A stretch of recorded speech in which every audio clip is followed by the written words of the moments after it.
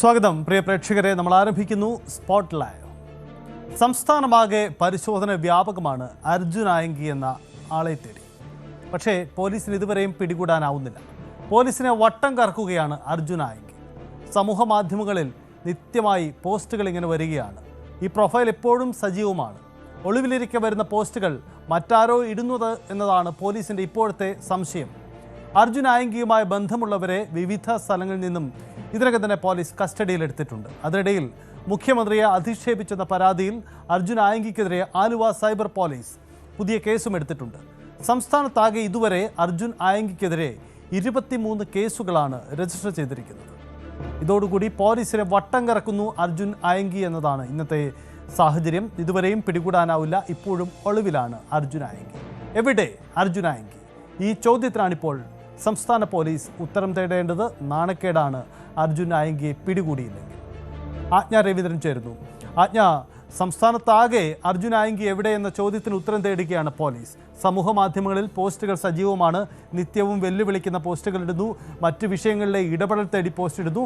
തൻ്റെ കേസ് നടത്തിപ്പിന് സാമ്പത്തിക സഹായം തേടി QR കോഡടക്കം ഷെയർ ചെയ്തുകൊണ്ട് പോസ്റ്റ് ഇടുന്നു. ഇതിനിടയിൽ പുതിയ കേസുകളും രജിസ്റ്റർ ചെയ്യുകയാണ്. എന്താണ് പോലീസ് ഇതുവരെ നടത്തിയിരിക്കുന്ന നീക്കങ്ങൾ? പുതിയ കേസുകൾ ഏതൊക്കെയാണ്?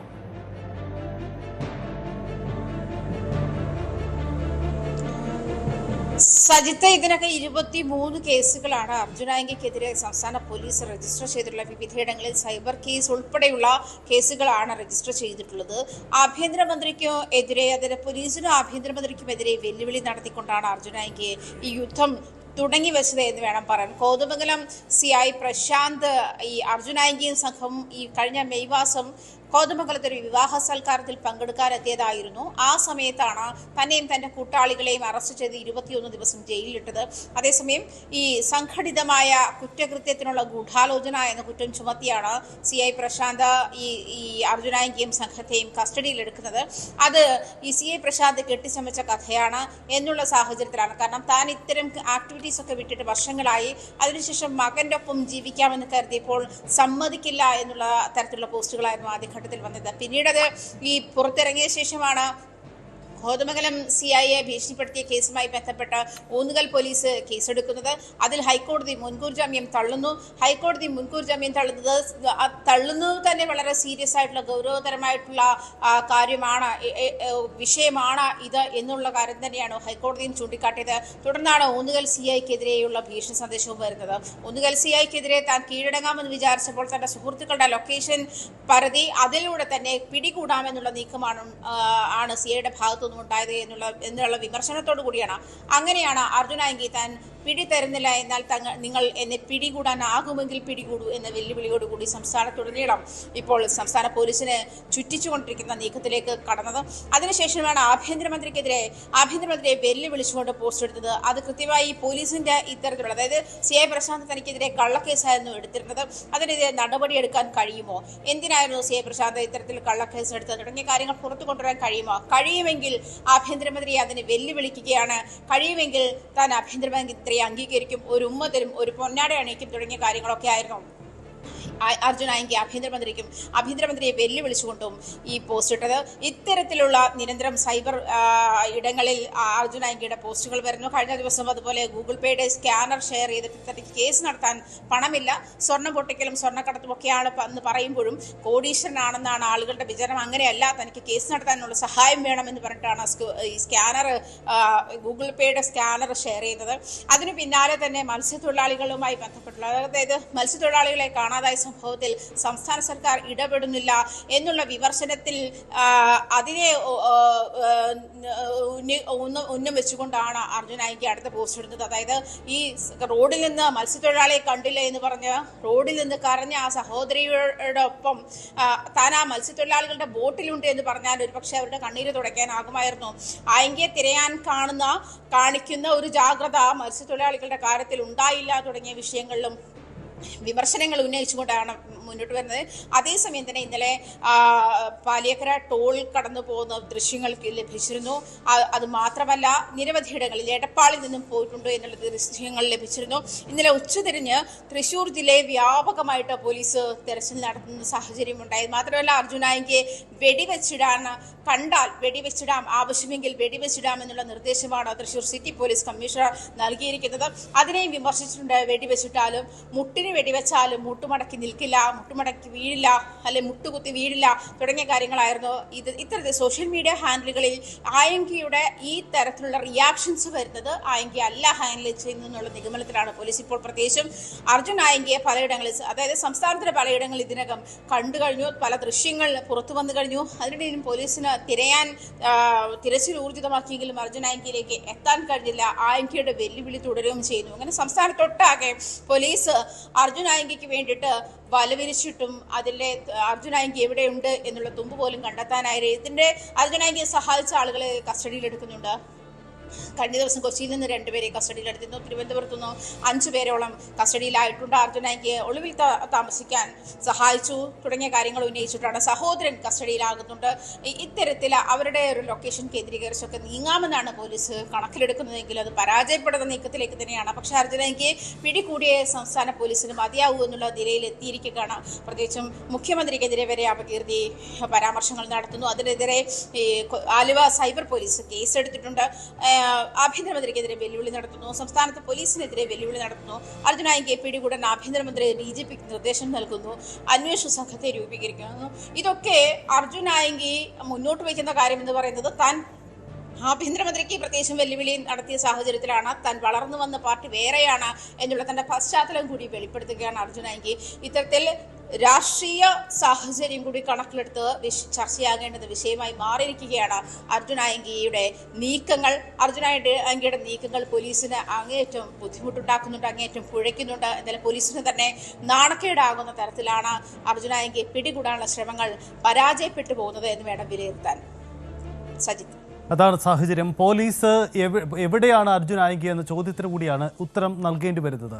നമുക്ക് ആരാണ് അർജുൻ ആയങ്കി എന്ന കാര്യം കൂടി പരിശോധിക്കാം. അർജുൻ ആയങ്കി DYFI എന്ന സംഘടനയുടെ ഒരു പ്രാദേശിക യുവജന നേതാവായിട്ടാണ് രംഗത്ത് വരുന്നത്. പിന്നീട് ആ സംഘടന തന്നെ സൈബർ പോരാളിയായി മാറി. പക്ഷേ അർജുൻ ആയങ്കി അദ്ദേഹത്തിൻ്റെ രാഷ്ട്രീയത്തിനപ്പുറം അർജുൻ ആയങ്കി വിവാദത്തിൽപ്പെടുന്നത് സ്വർണം പൊട്ടിക്കൽ കേസുകളുമായി ബന്ധപ്പെട്ടാണ്. 5 പേരുടെ മരണത്തിനിടയാക്കിയ രാമനാട്ടുകര സംഭവത്തിൽ മുഖ്യപ്രതി കൂടിയാണ് ഇയാൾ. ഇതിനടക്കം പോലീസിൽ പലതവണ അറസ്റ്റ് ചെയ്യപ്പെടുകയും പിന്നീട് ജാമ്യത്തിലിറങ്ങുകയും അങ്ങനെ പോലീസിനെ വിട്ടിച്ച് മറ്റ് സമൂഹ മാധ്യമങ്ങളിലൊക്കെ ഇടപെടൽ നടത്തി വലിയൊരു ആരാധക വൃന്ദം തന്നെ സ്വയം ഉണ്ടാക്കി വെച്ചിട്ടുണ്ട് അർജുൻ ആയങ്കി എന്നതാണ് സാഹചര്യം. അപ്പോൾ അർജുൻ ആയങ്കിയെ പിടികൂടുക പോലീസിൻ്റെ ദൗത്യമാണ്. പ്രത്യേകിച്ച് സംസ്ഥാനത്ത് ഭരണമാറ്റമുണ്ടായപ്പോൾ ഇനി ആരാണ് അർജുൻ ആയങ്കിയെ സംരക്ഷിക്കുക എന്ന ചോദ്യം കൂടി ഉയരുകയാണ്. പോലീസിലെ ചിലരുടെ ഇടപെടൽ പോലും സംശയത്തിന് ഇടം നൽകുന്നുണ്ട്. ആജ്ഞ തുടരുന്നുണ്ട്. ആജ്ഞ, ഒരു പ്രധാനപ്പെട്ട കാര്യം, ഭരണം സംസ്ഥാനത്ത് മാറിയിട്ടും ഈ പോലീസിലെ ചിലരൊക്കെ അർജുൻ ആയങ്കിക്ക് സഹായം നൽകുന്നുണ്ട് എന്ന ആക്ഷേപമുണ്ട്. ഇനി അതുണ്ടെങ്കിലും ഇല്ലെങ്കിലും സംസ്ഥാനത്ത് ഭരണമാറ്റം കൂടി സംഭവിച്ച സാഹചര്യത്തിൽ സർക്കാരിനെ സംബന്ധിച്ച് ഇത് നാണക്കേടല്ലേ? അർജുൻ ആയങ്കിയെ പോലെ ഒരാൾ ഇങ്ങനെ പോലീസിനെ വെല്ലുവിളിച്ച് ഒളിവിൽ കഴിയുമ്പോൾ.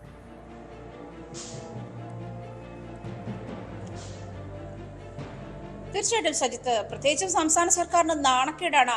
സംസ്ഥാന സർക്കാരിന്റെ ആഭ്യന്തര വകുപ്പിനെയാണ് ആഭ്യന്തര വകുപ്പിനെതിരെയാണ് വെല്ലുവിളി നടത്തിയിരിക്കുന്നത്. ആഭ്യന്തര വകുപ്പിനെയാണ് ചോദ്യം ചെയ്യുന്നത്. പൊതുജനം തെരഞ്ഞെടുത്തിട്ടുള്ള ഒരു സംവിധാനമാണ്, അതല്ലെങ്കിൽ പൊതുജനത്തിന്റെ അഭിമാനത്തിന്, അങ്ങനെ വേണം പറയാം, അഭിമാനത്തിന് ക്ഷതമാകുന്ന തരത്തിലുള്ള നീക്കങ്ങളാണ് അർജുൻ ആയങ്കി ആഭ്യന്തര വകുപ്പ് മുൻപാകെ വെച്ചിരിക്കുന്ന വെല്ലുവിളി തന്നെ.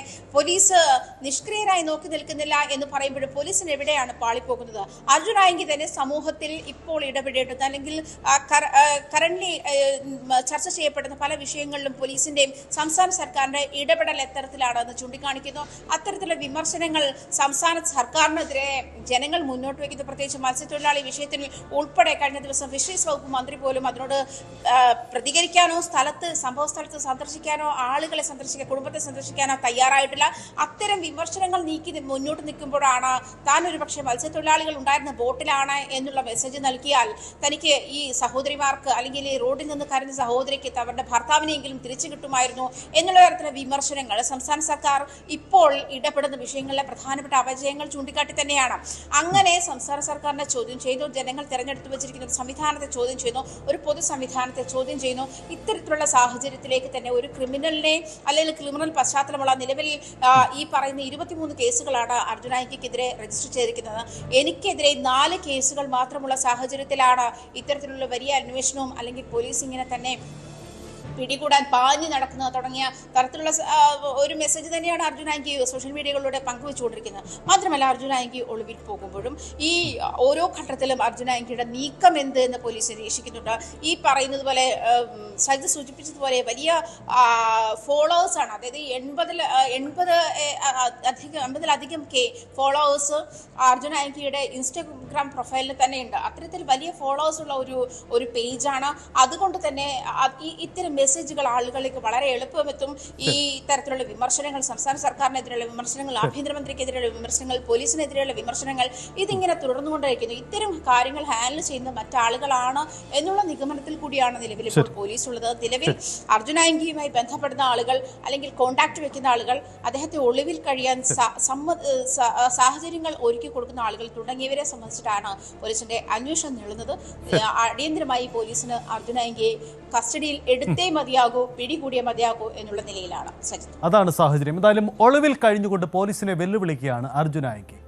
ഇതിനിടയിൽ ആയങ്കി എടപ്പാളിലെത്തിയതിന്റെ CCTV ദൃശ്യങ്ങളും പുറത്തു വന്നിട്ടുണ്ട്.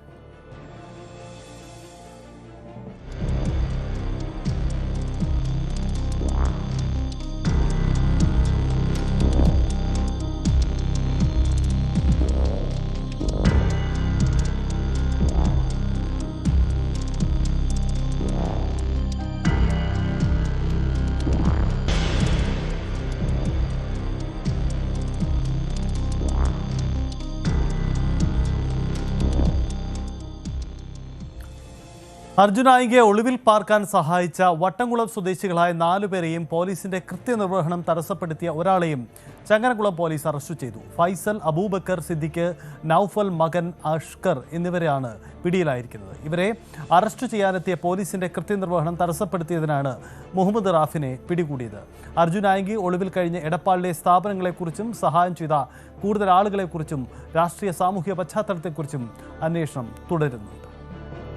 CV അനുമോദ് ചേരുന്നു. അനുമോദ്, എടപ്പാളടക്കം മലപ്പുറം, തൃശ്ശൂർ ജില്ലയുടെ പല മേഖലകളിലൂടെയും ആയങ്കി സഞ്ചരിക്കുകയാണ് ഒളിവിൽ കഴിയുമ്പോഴും.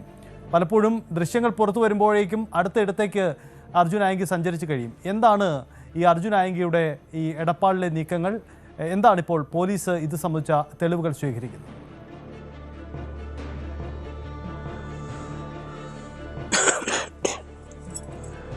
സൈത്ത് തിരൂർ DYSP നേതൃത്വത്തിലുള്ള സംഘമാണ് അർജുനായങ്കിയുടെ മലപ്പുറത്തെ എവിടെയെല്ലാം പോയി എന്നുള്ള കാര്യങ്ങളൊക്കെ തന്നെ അന്വേഷിക്കുന്നത്. ചങ്ങരംകുളം പോലീസാണ് ഇയാളെ സഹായിച്ച 4 പേരെ അറസ്റ്റ് ചെയ്തിരിക്കുന്നത്. ഇതുമായി ബന്ധപ്പെട്ട് നമുക്ക് അറിയാൻ കഴിഞ്ഞ വിവരങ്ങൾ പ്രകാരമാണ് 5-ാം തീയതിയാണ് അർജുനായങ്കി എടപ്പാളിൽ എത്തിയത് എന്നുള്ളതാണ്. അന്ന് ഉച്ചയ്ക്ക് അവിടെ എടപ്പാളിലൊരു ആയുർവേദ ആശുപത്രിയിലെ കഫറ്റേരിയയിൽ ഇയാൾ വന്നതിൻ്റെ CCTV ദൃശ്യങ്ങളാണ് പുറത്തു വന്നിട്ടുള്ളത്. ഇയാൾ 2 ദിവസത്തോളം എടപ്പാൾ മേഖലയിൽ ഉണ്ടായിരുന്നു എന്നാണ് പോലീസിന് അറിയാൻ കഴിഞ്ഞിട്ടുള്ളത്. ആ സമയത്ത് ഇയാളെ സഹായിച്ച 4 പേരെയാണ് പോലീസ് നേരത്തെ അറസ്റ്റ് ചെയ്തത്. അവരെ പിന്നീട് ജാമ്യത്തിൽ വിട്ടു. ഈ 4 പേരെ പിടികൂടാൻ ചെന്നപ്പോൾ പോലീസിൻ്റെ കൃത്യനിർവഹണം തടസ്സപ്പെടുത്തിയതിനാണ് മറ്റൊരാളെ പോലീസ് അറസ്റ്റ് ചെയ്തിരിക്കുന്നത്. എന്നാണെങ്കിലും ഇതുമായി ബന്ധപ്പെട്ട് പോലീസ് നൽകുന്ന വിവരങ്ങൾ ഇയാൾ ഈ ദിവസങ്ങളിൽ ഇവിടെ ഉണ്ടായിരുന്നു, അതിനുശേഷം എവിടേക്കാണ് പോയത് എന്നുള്ള വിവരങ്ങളാണ് ശേഖരിക്കുന്നത്. ഈ എടപ്പാളിലെ ആയുർവേദ ആശുപത്രിക്ക് പുറമെ മറ്റെവിടെയെങ്കിലും ഇയാൾ പോയിരുന്നോ, അവിടെയുള്ള ആളുകളെ ആരെയെല്ലാം കാണാൻ ശ്രമിച്ചിരുന്നു തുടങ്ങിയ വിവരങ്ങൾ പോലീസ് അന്വേഷിക്കുന്നുണ്ട്. ആ മേഖലയിലെ CCTV ദൃശ്യങ്ങൾ പോലീസ് പരിശോധിക്കുന്നുണ്ട്.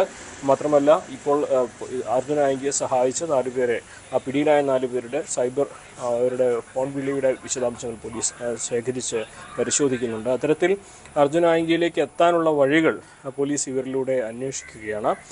ഇവരൊക്കെ മറ്റെന്തെങ്കിലും കുറ്റകൃത്യങ്ങളിൽ ഏർപ്പെട്ടവരാണോ എന്ന കാര്യവും പോലീസ് പരിശോധിക്കുന്നുണ്ട്. ഇവർക്ക് ക്രൈം ഹിസ്റ്ററി ഉണ്ടോ എന്നുള്ള കാര്യം. അർജുനായങ്കിയുമായി ബന്ധപ്പെട്ട നിരവധി സംഭവങ്ങൾ മുമ്പ് മലപ്പുറത്തുണ്ടായിട്ടുണ്ട്, കരിപ്പൂരിൽ സ്വർണ്ണക്കടത്തടക്കമുള്ള വിഷയങ്ങളിൽ. അപ്പോൾ അത്തരത്തിലുള്ള ഏതെങ്കിലും വിഷയങ്ങളിലൊക്കെ ഇവർ ഉൾപ്പെട്ടിട്ടുണ്ടോ എന്ന കാര്യവും പോലീസിൻ്റെ ഭാഗത്ത് നിന്ന് വിശദമായിട്ട് തന്നെ അന്വേഷിക്കുന്നുണ്ട്. ഒപ്പം തന്നെ ഈ ആയുർവേദ ആശുപത്രിയിൽ ഇയാൾ ചികിത്സ തേടിയിട്ടുണ്ടോ, അങ്ങനെ അഡ്മിറ്റ് ആയിരുന്നു, അങ്ങനെയുള്ള കാര്യങ്ങൾ സുഖചികിത്സ വല്ലതും തേടിയിരുന്നു എന്നുള്ള കാര്യങ്ങൾ പോലീസ് അന്വേഷിച്ചു. അങ്ങനെ ഇയാളുടെ ഒരു വിശദമായ ഒരു വിവരങ്ങൾ, എന്തിന് പോയി എടപ്പാളിൽ വന്നു, എന്തായിരുന്നു കാര്യങ്ങൾ തുടങ്ങിയ വിവരങ്ങളൊക്കെയാണ് പോലീസ് ശേഖരിക്കുന്നത്. എന്നാണെങ്കിലും കൂടുതൽ ആളുകളിലേക്ക് ഇതുമായി ബന്ധപ്പെട്ട അന്വേഷണം പോലീസ് വ്യാപിപ്പിച്ചിട്ടുണ്ട്. അതേസമയം ഇയാൾ എവിടെയാണെന്ന് കണ്ടെത്താനുള്ള ശ്രമങ്ങൾ ഇവരിലൂടെ നടത്തുന്ന അന്വേഷണത്തിലൂടെ ലഭ്യമാകുമെന്നാണ് തിരൂർ DYSP നേതൃത്വത്തിലുള്ള സംഘത്തിൻ്റെ പ്രതീക്ഷ. പോലീസിൻ്റെ അന്വേഷണം എന്താണെങ്കിലും ഊർജിതമായിട്ട് തന്നെ പുരോഗമിക്കുന്നുണ്ട്. പോലീസ് ഒളിവിലിരുന്നു കൊണ്ടാണ് പോലീസിനെ വെല്ലുവിളിക്കുന്നത്. ഇതിനിടയിൽ CCTV ദൃശ്യങ്ങളൊക്കെ പോലീസ് ശേഖരിക്കുന്നുണ്ട്. വാഹനങ്ങൾ മാറി മാറി കയറി യാത്ര ചെയ്യുന്നുണ്ട് എന്നതാണ് അർജുൻ്റെ നീക്കം. ഒപ്പം സമൂഹ മാധ്യമങ്ങളോട് തൻ്റെ കേസ് നടത്താൻ സഹായം തേടലടക്കമുള്ള നീക്കങ്ങളുമുണ്ട്. ആയുധം ഉപയോഗിക്കാനുള്ള തീരുമാനവും പോലീസ് എടുത്തിട്ടുണ്ട്. പോലീസ് കമ്മീഷണർ സംബന്ധിച്ച നിർദ്ദേശം കൈമാറിക്കഴിഞ്ഞു. അർജുൻ ആയങ്കിയുമായി ബന്ധമുള്ള 5 പേർ തിരുവനന്തപുരത്ത് പിടിയിലായിട്ടുണ്ട്. തുമ്പ തമ്പാനൂർ പോലീസ് സ്റ്റേഷൻ പരിധിയിൽ നിന്നാണ് 5 പേരെ പിടികൂടിയത്. PB അരുൺ ചേരുന്നുണ്ട്. അരുൺ, ഈ തിരുവനന്തപുരത്തെ അർജുൻ ആയങ്കിയുടെ ബന്ധങ്ങളൊക്കെ മുമ്പും ചർച്ചയായിട്ടുണ്ട്. അതുമായി ബന്ധപ്പെട്ട് നേരത്തെ തന്നെ ഈ അർജുൻ ആയങ്കിയുമായി ബന്ധമുള്ളവരാണോ ഇപ്പോൾ പോലീസിന്റെ കസ്റ്റഡിയിൽ എത്തിയിരിക്കുന്നവർ? ഏതാനും മാസങ്ങൾക്ക് മുമ്പ് തിരുവനന്തപുരത്ത് കഴക്കൂട്ടത്ത് നിന്ന് അർജുൻ ആയങ്കിയുടെ സുഹൃത്തുക്കളെ നേരത്തെ കസ്റ്റഡി എടുത്തിരുന്നു. അത് അർജുൻ ആയങ്കി ഇവിടെ താമസിച്ചു വീട്ടിൽ നിന്ന് അർജുൻ ആയങ്കിക്കൊപ്പം ഉള്ള ആളുകളെ അന്ന് പിടികൂടുകയായിരുന്നു. അർജുൻ ആയങ്കി അന്ന് പോലീസിന്റെ പിടിയിലായതാണ്. ആ ബന്ധങ്ങൾ ഇപ്പോഴുണ്ട്. അതിന്റെ ഭാഗമായാണ് അയാളുമായി ബന്ധമുള്ള ആളുകളെ വീടുകളിൽ പോലീസ് പരിശോധന നടത്തിയത്. തമ്പാനൂർ പോലീസ് സ്റ്റേഷൻ പരിധിയിൽ നിന്നാണ് ഇപ്പോൾ 5 പേർ കസ്റ്റഡിയിൽ പോലീസിന്റെ കസ്റ്റഡിയിലുള്ളത്. ഇയാളുമായി ഇവർ നിരന്തരം ഫോണിൽ ബന്ധപ്പെട്ടു എന്നാണ് പോലീസ് പറയുന്നത്. ഈ അർജുൻ ആയങ്കിയുടെ ഫേസ്ബുക്ക്, ഇൻസ്റ്റാഗ്രാം പോസ്റ്റുകൾ ഷെയർ ചെയ്ത ആളുകളും ഇക്കൂട്ടുന്നുണ്ടെന്നും പറയപ്പെടുന്നുണ്ട്. ഏതായാലും പോലീസ് ഒരു വിശദീകരണം നൽകുന്നില്ല. അർജുൻ ആയങ്കിക്ക് സംസ്ഥാന ഒട്ടാകെയുള്ള പരിശോധനയുടെ ഭാഗമായാണ് തലസ്ഥാനത്തും പരിശോധന നടത്തുന്നത്. അയാളിപ്പോൾ ഇവിടെ വന്നിട്ടില്ല എന്ന് തന്നെയാണ് പോലീസ് കരുതുന്നത്. ഇപ്പോൾ ഈ സുഹൃത്തുക്കളെ കസ്റ്റഡി എടുത്തതിന്റെ വിവരത്തിന്റെ അടിസ്ഥാനത്തിലടക്കം പോലീസ് വിലയിരുത്തുന്നത് അർജുൻ ആയങ്കി തിരുവനന്തപുരത്തേക്ക് വന്നിട്ടില്ല എന്ന് തന്നെയാണ്. പക്ഷേ അയാൾ എവിടെയൊക്കെ പോകാനിടയുണ്ടോ ആ വഴികളൊക്കെ ആ വഴികളിലൊക്കെ പോലീസിന്റെ പരിശോധനകൾ ഉണ്ടാകും, അന്വേഷണം ഉണ്ടാകും. കാരണം അത്രയധികം കേരള പോലീസിനെ, രാജ്യത്ത് തന്നെ ഏറ്റവും സമർത്ഥരായ പോലീസ് സേന എന്ന് അഭിമാനപ്പെടുന്ന പോലീസ് സേനയ്ക്ക് നാണക്കേടാക്കി അവരുടെ ആഭ്യന്തരമന്ത്രിയും അതുപോലെ തന്നെ ഉന്നത ഉദ്യോഗസ്ഥരെ വെല്ലുവിളിച്ചാണ് അർജുൻ ആയങ്കി ഇപ്പോൾ വിലസുന്നത്. അതുകൊണ്ട് തന്നെ എല്ലാ വഴികളിലേക്കും അന്വേഷണം നീളുന്നുണ്ട്. ഈ തിരുവനന്തപുരം വഴി വന്ന മറ്റേതെങ്കിലും സംസ്ഥാനങ്ങളിലേക്ക് കടക്കാനുള്ള ശ്രമമോ അത്തരം കാര്യങ്ങളുമൊക്കെ പോലീസ് അന്വേഷിച്ചു. അതിന്റെ ഭാഗമായാണ് ഇയാളുടെ സൗഹൃദങ്ങൾ കേന്ദ്രീകരിച്ച്, ബന്ധങ്ങൾ കേന്ദ്രീകരിച്ച് തലസ്ഥാനത്ത് നടത്തുന്ന പരിശോധന. ഏതായാലും അർജുൻ ആയങ്കി തലസ്ഥാനത്തില്ല എന്ന് തന്നെയാണ് പോലീസ് ഇപ്പോൾ നൽകുന്ന വിവരം. അതാണ് സാഹചര്യം. എന്തായാലും അർജുൻ ആയങ്കി എവിടെ എന്ന ചോദ്യത്തിന് ഉത്തരം തേടുകയാണ് പോലീസ്. ഇതിനിടയിലാണ് അർജുൻ ആയങ്കിയുമായി ബന്ധമുള്ള കൂടുതൽ ആളുകളെ പിടികൂടുന്നത്. പ്രത്യേകിച്ച് തിരുവനന്തപുരം അർജുൻ ആയങ്കിയുടെ ഒരു കേന്ദ്രമാണ്. കഴക്കൂട്ടത്ത് മുമ്പ് ഒരു വീട്ടിൽ ഇവർ സംഘടിച്ചു എന്ന് സംബന്ധിച്ച് പോലീസ് തെളിവുകൾ ശേഖരിക്കുകയും ഇത് സംബന്ധിച്ചുള്ള അന്വേഷണങ്ങളൊക്കെ നടത്തുകയും ചെയ്തതാണ്. അപ്പോൾ ആ രീതിയിൽ ബന്ധമുള്ളവരിലേക്ക് കൂടി വരികയാണ്. അതായത് അർജുൻ ആയങ്കി ഒളിവിൽ കഴിഞ്ഞ് ബന്ധപ്പെടാൻ സാധ്യതയുള്ളവരെല്ലാം കസ്റ്റഡിയിലെടുത്തുകൊണ്ടുള്ള ഒരു നീക്കത്തിലാണ്. പോലീസിനും ഇത് അഭിമാന പ്രശ്നമായി മാറിക്കഴിഞ്ഞു എന്നതാണ് സാഹചര്യം. അതുകൊണ്ടാണ് ഇത്തരമൊരു നീക്കമുണ്ടാകുന്നത്. ഇതിനിടയിൽ പ്രതിപക്ഷ നേതാവ് പിണറായി വിജയൻ്റെ കൂടി പ്രതികരണം ഇന്ന് വന്നിട്ടുണ്ട്. അർജുൻ ആയങ്കിയെ ന്യായീകരിക്കേണ്ട കാര്യം തനിക്കില്ലെന്നാണ് പ്രതിപക്ഷ നേതാവ് പിണറായി വിജയൻ പറഞ്ഞത്. പോലീസിന് എന്ത് നടപടിയുമായി മുന്നോട്ട് പോകാം, ഇത് തങ്ങളുടെ വിഷയവുമല്ല എന്നതാണ് ഇക്കാര്യത്തിൽ പിണറായി വിജയൻ ഇന്ന് കണ്ണൂരിൽ പ്രതികരിച്ചത്. അർജുൻ ആയങ്കിക്കെതിരെ നടപടി എടുക്കണമെങ്കിൽ നടപടി അവരെടുത്തോട്ടെ. എന്നാലിപ്പോൾ ഞാനെന്ത് പറയാനാണ്? അർജുൻ ആയങ്കിക്കെതിരെ തോക്ക് ഉപയോഗിക്കരുത് ഞാൻ പറയണോ നിങ്ങളോട്?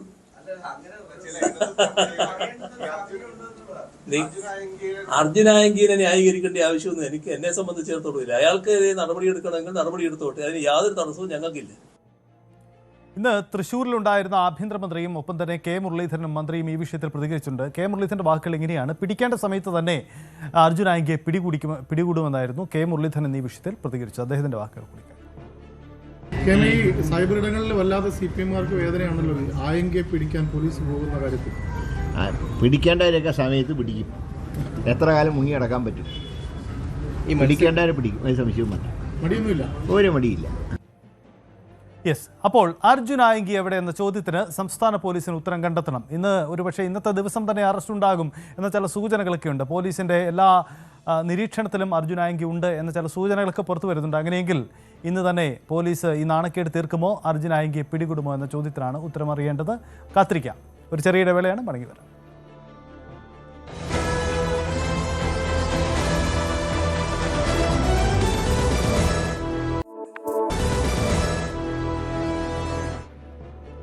ഇനി ഒരു യൂട്യൂബർക്കുണ്ടായ ഗതികേട്, അതിലേക്കാണ് നമ്മൾ വരുന്നത്. മദ്യപിച്ച് വാഹനമോടിച്ച കേസിൽ യൂട്യൂബർ ഹെലനോസ് പാട്ട എന്ന SR ധന്യയുടെ ലൈസൻസ് 3 മാസത്തേക്ക് സസ്പെൻഡ് ചെയ്തു. മോട്ടോർ വാഹന വകുപ്പിന്റെ 3 ദിവസത്തെ പരിശീലനത്തിലും നിർബന്ധിത പരിശീലനത്തിലും ധന്യ പങ്കെടുക്കണം. മദ്യപിച്ച് അപകടമുണ്ടാക്കുന്ന വിധം വാഹനമോടിച്ചതിനാണ് ഈ നടപടി ഉണ്ടാവുന്നത്. സമൂഹ മാധ്യമ അക്കൗണ്ടിലൂടെ ധന്യ തന്നെയാണ് ഈ വിവരം പങ്കുവച്ചത്.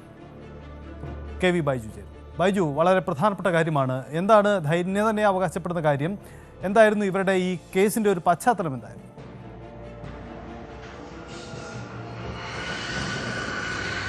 സൈത്തെ, ധന്യ നമുക്കറിയാം, ഈ ഒരു മദ്യപിച്ച് വാഹനമോടിച്ച ആ സംഭവം വലിയ വിവാദമായിരുന്നു, വലിയ ചർച്ചാ വിഷയമായിരുന്നു. അന്ന് ധന്യ തന്നെ ഇതിന് വിശദീകരണമായി രംഗത്ത് വരുന്ന സാഹചര്യം ഉണ്ടായിരുന്നു. ഇതിലാണിപ്പോൾ മോട്ടോർ വാഹന വകുപ്പിന്റെ നടപടി വന്നിരിക്കുന്നത്. അതായത് 3 മാസത്തേക്കാണ് ഇവരുടെ ലൈസൻസ് സസ്പെൻഡ് ചെയ്തിരിക്കുന്നത്. അതോടൊപ്പം മോട്ടോർ വാഹന വകുപ്പിന്റെ 3 മാസത്തെ പരിശീലന ക്ലാസ്സിലും ധന്യ പങ്കെടുക്കണമെന്ന് അറിയിച്ചിട്ടുണ്ട്. ഇത് സമൂഹ മാധ്യമങ്ങളിലൂടെ ധന്യ തന്നെയാണ് ഈ കാര്യം പങ്കുവച്ചത്. RTO ഉദ്യോഗസ്ഥരുമായി നമ്മൾ ബന്ധപ്പെട്ടപ്പോൾ ഇത്തരം നടപടി സ്വീകരിച്ചിട്ടുണ്ടെന്ന വിവരവും സ്ഥിരീകരിച്ചിട്ടുണ്ട്. എന്തായാലും വലിയ തോതിൽ ഒരു ചർച്ചയായ ഒരു സംഭവമായതാണ്. ജൂലൈ 1-നാണ് അണങ്കൂർ, കാസർഗോഡ് നഗരത്തിനടുത്തുള്ള അണങ്കൂറിൽ പുലർച്ചെ പോലീസ് പരിശോധന, ഈ തൂഫാനുമായി ബന്ധപ്പെട്ട് പരിശോധന നടക്കുന്നതിനിടയിൽ ഇങ്ങനെ ഒരു വാഹനം പാർക്ക് ചെയ്തത് കാണുന്നു. അങ്ങനെ പോലീസ് അവരുടെ അടുത്തെത്തുമ്പോഴേക്കും ആ കാറ് അതിവേഗത്തിൽ ഉപ്പള മഞ്ചേശ്വരം ഭാഗത്തേക്ക് ഓടിച്ചു പോവുകയായിരുന്നു. പിന്നീട് ബന്ദിയോട് ഭഗവതി നഗറിൽ നിന്നാണ് ഈ വാഹനം പോലീസ് തടഞ്ഞു നിർത്തി പരിശോധിക്കുന്നത്. അങ്ങനെ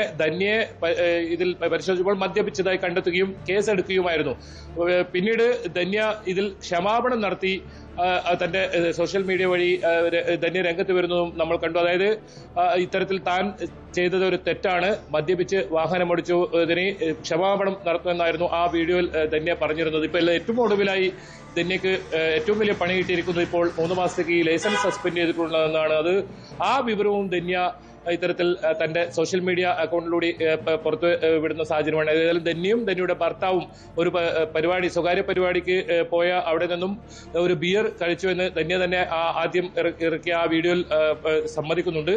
അങ്ങനെ അത് ചെയ്തത് തെറ്റാണ്, അതുകൊണ്ട് ക്ഷമാപണം നടത്തുമെന്നാണ് അന്ന് ധന്യ പറഞ്ഞിരുന്നത്. ഏതായാലും ഈ കാര്യത്തിലും ഇപ്പോൾ മാധ്യമങ്ങളെയും വലിയ തോതിൽ വെല്ലുവിളിക്കുകയും പരിഹസിക്കുകയും ഒക്കെ ഈ പുതിയ വീഡിയോയിൽ ധന്യ ചെയ്യുന്നുണ്ട്. കാരണം മാധ്യമത്തിൽ വലിയ വാർത്തയായതാണ് കഴിഞ്ഞ ദിവസം ആ ഒരു സംഭവം. ധന്യയെ പിടികൂടി സംഭവം വലിയ തോതിൽ വാർത്തയായി. മാത്രമല്ല സമൂഹ മാധ്യമങ്ങളിൽ വ്യാപകമായി എല്ലാ ഓൺലൈൻ മീഡിയ ഒക്കെ ഇത് ഏറ്റെടുക്കുന്ന സാഹചര്യമൊക്കെ ഉണ്ടായിരുന്നു. കാരണം അത്തരത്തിലുള്ള വിഷയങ്ങളാണ് ധന്യ കൈകാര്യം ചെയ്യാറുള്ളത്. പലപ്പോഴും രൂക്ഷമായി വിമർശിക്കുന്ന വലിയ തോതിലുള്ള ഇത്തരത്തിലുള്ള വിഷയങ്ങളിലൊക്കെ ധന്യ ഇടപെടാറുണ്ട്. അവരുടെ വാദങ്ങൾ അവർ മുന്നോട്ട് വെക്കാറുണ്ട്. അതിൽ എതിർപ്പുള്ളവർ ഉണ്ടാകാം, അനുകൂലിക്കുന്നവരുണ്ടാകും. ഇതെല്ലാം ധന്യയെ സംബന്ധിച്ചിടത്തോളം വലിയ ഇത്തരത്തിലുള്ള എതിരാളികൾ ഉണ്ടെന്ന് തന്നെ പറയാം. അങ്ങനെ അത് വലിയ വാർത്തയായി, അത് കൂടുതൽ ആളുകൾ ഏറ്റെടുക്കുന്ന സാഹചര്യം ഉണ്ടായാലും ഇപ്പോൾ ഏറ്റവും വലിയ പണി കിട്ടിയിരിക്കുന്നത് 3 മാസത്തേക്ക് വാഹനം ഓടിക്കാൻ കഴിയില്ല. അതോടൊപ്പം 3 ദിവസത്തെ കഠിന പരിശീലനത്തിനും ധന്യ പോകേണ്ടി വരും. അങ്ങനെ ഒരു അവസ്ഥയിലാണ് ഇപ്പോൾ ചേർന്നിരിക്കുന്നത്. സൈത്തെ, ബൈജു, നമ്മൾ ഇവരെയൊക്കെ ഇൻഫ്ലുവൻസേഴ്സ് എന്നാണ് പൊതുവിൽ വിളിക്കാറ്. അതായത് മറ്റൊരു വ്യക്തിയിൽ സ്വാധീനം ചെലുത്താൻ കഴിയുന്ന, അല്ലെങ്കിൽ ഒരു സമൂഹത്തിൽ ഒരു ഗ്രൂപ്പിനെ സ്വാധീനം ചെലുത്താൻ കഴിയുന്ന വ്യക്തികൾ എന്ന രീതിയിലാണ്. അപ്പോൾ ഇവരൊക്കെയാണ് ഇങ്ങനെയൊക്കെ പെരുമാറുന്നത് എന്നതാണ് പ്രധാനപ്പെട്ട കാര്യം. അന്ന് ഈ ധന്യയെ അറസ്റ്റ് ചെയ്യുന്നത് പോലും പോലീസ് ദീർഘദൂരം വാഹനം ഓടിച്ച് ചേസ് ചെയ്താണ് അവരെ പിടികൂടുന്നത് പോലും.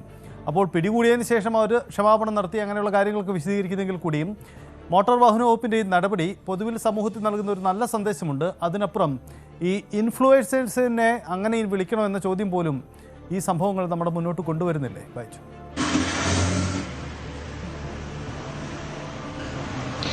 തീർച്ചയായും ഇൻഫ്ലുവൻസർമാർ എന്നാൽ കൊച്ചു കുട്ടികൾ പോലും നമുക്കറിയാം ഇത്തരം ഇവരുടെ വിഷയങ്ങളിലൊക്കെ താല്പര്യമുണ്ട്, അതൊക്കെ കേൾക്കാറുണ്ട്. പക്ഷേ ഈ ധന്യയുടെ വീഡിയോ പരിശോധിച്ചാൽ ധന്യ പലപ്പോഴും പറയാറുള്ളത് താനൊരു ഇൻഫ്ലുവൻസർ അല്ല എന്നാണ്. പക്ഷേ ധന്യ കൈകാര്യം ചെയ്യുന്ന ഓരോ വിഷയങ്ങളും അത് പല മേഖലകളിലും അത്തരത്തിൽ ഇൻഫ്ലുവൻസ് ചെയ്യുന്ന സംഭവം തന്നെയാണ്. പക്ഷെ ധന്യ അത് ഒരു ബ്ലോഗറാണ് താൻ എന്ന നിലയിലാണ് പലപ്പോഴും പരിചയപ്പെടുത്താറുള്ളതുമൊക്കെ. ഇത്തരം ആളുകൾ സമൂഹത്തിൽ ഇത്തരം ഇടപെടൽ നടത്തുന്ന ആളുകൾ വളരെ ജാഗ്രതയോടെ ഇരിക്കണം. കാരണം അവർ കൊടുക്കുന്ന പോകുന്നത് വലിയൊരു സന്ദേശമാണ്. ഇത്തരത്തിലുള്ള വാർത്തകളൊക്കെ വരുമ്പോൾ അല്ലെങ്കിൽ ഇങ്ങനെ ഒരു തെറ്റായ കാര്യങ്ങൾ വരുമ്പോൾ തീർച്ചയായും അത് വലിയ തോതിൽ സോഷ്യൽ മീഡിയ പ്ലാറ്റ്ഫോമുകളിൽ തന്നെ വലിയ രീതിയിൽ ഇത്തരത്തിൽ വരുന്ന സാഹചര്യമൊക്കെ ഉണ്ടാകും. അത് മറ്റുള്ളവർക്കും വലിയ തോതിൽ ഇവർ ഓരോ കാര്യങ്ങൾ ചെയ്യുമ്പോഴും അത് അനുകരിക്കുന്ന പല സംഭവങ്ങളും നമ്മൾ കണ്ടിട്ടുണ്ട്. അത്തരം സംഭവങ്ങളൊക്കെ കണ്ടിട്ടുണ്ട്. അതുകൊണ്ട് തന്നെ വലിയ ജാഗ്രത പാലിക്കേണ്ടിയിരിക്കുന്നു. ഏതായാലും ഇതിൽ ഒരു ക്ഷമാപണം നടത്തി എന്നത് വലിയ കാര്യം. പക്ഷേ ഇത്തരം സംഭവങ്ങൾ ഇൻഫ്ലുവൻസർ ആയാലും ഇനി ആരായാലും ഈ വാഹനം ഓടിക്കും നമുക്കറിയാം ജീവനിൽ തന്നെ വലിയ അപകടം ഉണ്ടാക്കുന്നു. പ്രത്യേകിച്ച് ദേശീയപാതയിലൊക്കെ, ഇത് ദേശീയപാത അണങ്കൂറിൽ നിന്നാണ് ഇങ്ങനെ വാഹനം പിടികൂടുന്ന സാഹചര്യം ഉണ്ടായത്. ദേശീയപാതയിലൊക്കെ വലിയ അപകടം ഉണ്ടാകുന്നു. അതിവേഗതയിലാണ് പല വാഹനങ്ങളും പോകുന്നതൊക്കെ. അങ്ങനെ മദ്യപിച്ചുകൂടി വാഹനം ഓടിക്കുന്ന സാഹചര്യം ഉണ്ടായാൽ അത് വലിയ അപകടത്തിലേക്ക് നയിക്കുമെന്ന കാര്യത്തിൽ സംശയമില്ല. അതുകൊണ്ട് തന്നെ മദ്യപിച്ച് വാഹനം ഓടിക്കുന്നതിനെതിരെ കർശന നടപടി സ്വീകരിക്കേണ്ടിയിരിക്കുന്നു. അത്തരത്തിലൊരു നടപടി തന്നെയാണ് ഇത്. കുമ്പള പോലീസാണ് സൈറ്റ് ആദ്യം പിടികൂടുന്നത്. പിന്നീടാണ് ഇതിപ്പോൾ മോട്ടോർ വെഹിക്കിൾ ഡിപ്പാർട്ട്മെന്റിന് ഇതിന് അനന്തര നടപടികൾക്കായി കൈമാറുന്നത്. കുമ്പള പോലീസാണ് ഇതിൽ കേസെടുത്തത്. ഇതിൽ കോടതിയിൽ പിഴയടക്കാനാണ് അറസ്റ്റ് ചെയ്യുകയോ അല്ലെങ്കിൽ വാഹനം കണ്ടുകിട്ടുന്ന സാഹചര്യങ്ങളിലേക്ക് ആ സമയത്ത് പോയിരുന്നില്ല. പക്ഷെ അത്തരത്തിലൊക്കെ വാർത്തകൾ പ്രചരിച്ചിരുന്നു. പക്ഷേ ഇതിൽ കോടതിയിൽ പിഴയടക്കാനാണ് ഇപ്പോൾ ഇതിൽ ഈ ഒരു പോലീസിന്റെ നടപടിയുള്ളത്. അതോടൊപ്പമാണ് പോലീസ് കൃത്യമായി ഇത് മോട്ടോർ വെഹിക്കിൾ ഡിപ്പാർട്ട്മെന്റിന് ഈ കേസ് കൈമാറുകയും ആ ഒരു മോട്ടോർ വെഹിക്കിൾ ഡിപ്പാർട്ട്മെന്റിന്റെ കൂടി ശിക്ഷാ നടപടി കൂടി ഈ ഒരു ലൈസൻസ് സസ്പെൻഡ് ചെയ്യുന്നതും അതുപോലെ തന്നെ പരിശീലനത്തിലുള്ള ഒരു സംഭവം കൂടി ഇപ്പോൾ ഉണ്ടായിട്ടുള്ളത്. ഏതായാലും ഇതിൽ പിഴയുണ്ട്. പിഴ കോടതിയിൽ അടക്കേണ്ടതുണ്ട്. അതിന് പുറമെയാണ് ഇപ്പോൾ ഇങ്ങനൊരു പണി കൂടി ധന്യക്ക് കിട്ടിയിട്ടുള്ളത്. സൈത്തെ ബൈജു തുടരുക. എന്തായാലും ഈ നടപടിയിലൂടെ മോട്ടോർ വാഹന വകുപ്പ് മുന്നോട്ട് വയ്ക്കുന്ന ഒരു നല്ല സന്ദേശമുണ്ട്. കാരണം എത്ര സ്വാധീനമുള്ള വ്യക്തിയായാലും, എത്ര പ്രാധാന്യമുള്ള വ്യക്തിയായാലും, എത്ര കണ്ട് പ്രധാനപ്പെട്ട വ്യക്തിയാണെങ്കിലും നടപടി എടുക്കുമെന്നൊരു തോന്നൽ. അങ്ങനെയാണ് മോട്ടോർ വാഹന വകുപ്പ് ഈ വിഷയത്തിൽ നടപടി എടുത്തിരിക്കുന്നത്. എന്ന് മാത്രമല്ല നിർബന്ധിതമായ പരിശീലനത്തിൽ പങ്കെടുക്കണം എന്ന കാര്യം കൂടിയുണ്ട്. സ്വാഭാവികമായും തൻ്റെ വീഴ്ചകൾ സമ്മതിച്ചുകൊണ്ട് മോട്ടോർ വാഹന വകുപ്പിൻ്റെ പരിശീലനത്തിൽ പങ്കെടുക്കണം. മോട്ടോർ വാഹന വകുപ്പ് നിയമത്തിൽ കൃത്യമായി പറയുന്നുണ്ട്, മദ്യപിച്ച് വാഹനം ഓടിക്കാൻ പാടില്ല. അത് സ്വയം അപകടത്തിൽപ്പെടുന്നു എന്ന് മാത്രമല്ല മറ്റുള്ളവരെ കൂടി അപകടത്തിൽപ്പെടുത്തും എന്നതുകൊണ്ടുകൂടിയാണ് അത്തരമൊരു നിയമം കൊണ്ടുവരുന്നത്. അതുകൊണ്ട് ഇതെല്ലാവർക്കും മാതൃകയാവണമെന്ന പ്രധാനപ്പെട്ട കാര്യങ്ങളാണ്. മുമ്പും പല സെലിബ്രിറ്റികളും സമാനമായ നീക്കങ്ങൾ നടത്തി പോലീസിൻ്റെയും മോട്ടോർ വാഹന വകുപ്പിൻ്റെയും പിടിയിലായ സംഭവങ്ങളൊക്കെ നമ്മളും റിപ്പോർട്ട് ചെയ്തിട്ടുണ്ട്. ബൈജു, ഒരു കാര്യം കൂടി, ധന്യ തന്നെയാണല്ലോ ഈ കാര്യം പങ്കുവച്ചിരിക്കുന്നത്. ഇതിൽ ഇനി എന്ത് തുടർ നടപടി? മോട്ടോർ വാഹന വകുപ്പിൻ്റെ ആ നിർദ്ദേശം അതേപടി അവർ ഏറ്റെടുക്കുകയാണോ? പരിശീലനത്തിൽ പങ്കെടുക്കുമോ? ഈ കാര്യങ്ങളൊക്കെ അവർ വ്യക്തത വരുത്തിയിട്ടുണ്ടോ?